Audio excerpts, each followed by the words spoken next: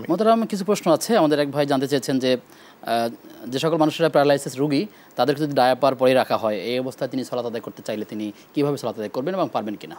যদি প্যারালাইসড রোগী হন তাহলে তিনি একেবারে শেষ মুহূর্তে দেখবে, ওই মুহূর্তে যদি তিনি পরিষ্কার পরিচ্ছন্ন থাকেন তাহলে কোনো অসুবিধা নেই। যদি পরিষ্কার পরিচ্ছন্ন না থাকেন ওই অবস্থায় তিনি ওযু করে সালাত আদায় করবেন। সালাতের ভিতরে যদি কোনো সমস্যা হয়ে যায় ইল্লা মা কাস সালাফ, সেটা আল্লাহ তাআলা মাফ করে দিবেন।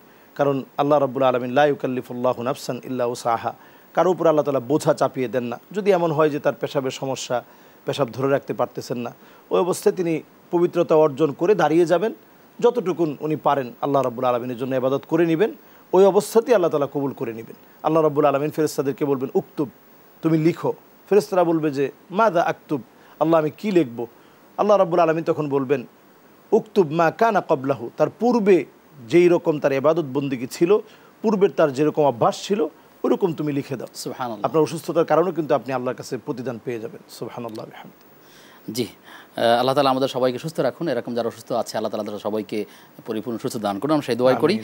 তারা খুব ভালোভাবে শাইখ যদি সম্পর্ক আপনার মাধ্যমে জানাতে চাই দর্শকদেরকে যে দফ কি নির্দিষ্ট দিনে, যেমন মনে করেন ঈদের দিনে কিংবা বিয়ের দিনে বাজানো হতো, কিন্তু আমাদের দেখি সবসময়ই তারা সারা বছর দফ বাজাই থাকে। আসলে এটা কি সারা বছরের জন্য অনুমতি আছে নাকি শুধু নির্দিষ্ট দুই একটা অনুষ্ঠানের ক্ষেত্রে অনুমতি ছিল? না, এটা আমরা যতগুলো হাদিসের মধ্যে দেখি, যেমন একদিন ঈদের দিনের ঘটনা এমন ছিল যে যারা জারিয়া ছোট ছোট বাচ্চারা দফ বাজাচ্ছিল, তো আবু বকর রাদিয়াল্লাহু তাআলা আনহু ঘরে প্রবেশ করে বললেন যে আমাজামিরুশ শায়তান ফি বাইতি রাসূলিল্লাহ, রসুলের ঘরের মধ্যে এই শয়তানের ধ্বনি কেমন করে প্রবেশ করলো? তো নবীজি সাল্লাল্লাহু আলাইহি ওয়াসাল্লাম বললেন দাহুন্না, তাদেরকে আজকে ছেড়ে দাও, বাচ্চা মানুষ, ঈদের দিন তারা বাজাচ্ছে, তাদেরকে বাধা দিও না। তাহলে এ থেকে বোঝা যায় যে ঈদের দিন একটা আনন্দঘন পরিবেশে আপনি যদি শরীয়তের সীমানাকে অতিক্রম না করেন এমন পদ্ধতিতে আপনি দফের ব্যবহার করতে পারেন।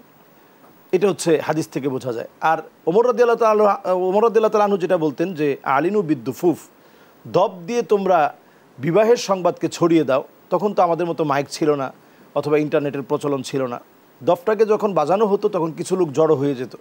এখনও যেটা হয়, আমরা যদি কোনো সাংস্কৃতিক সন্ধ্যা করি, ইসলামী অঙ্গনেও যদি করি, তো কিছু মানুষ তো শুনতে আসে, আমাদের যে মাহফিল, মানুষ শুনতে আসে।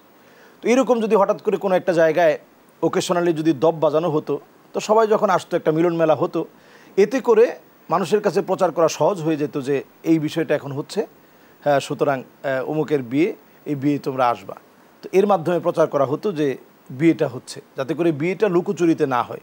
এজন্য আনুষ্ঠানিকভাবে বিয়ের অনুষ্ঠানে যেটা ইসলাম সমর্থন করে, এ জাতীয় অনুষ্ঠান করা যেতে পারে।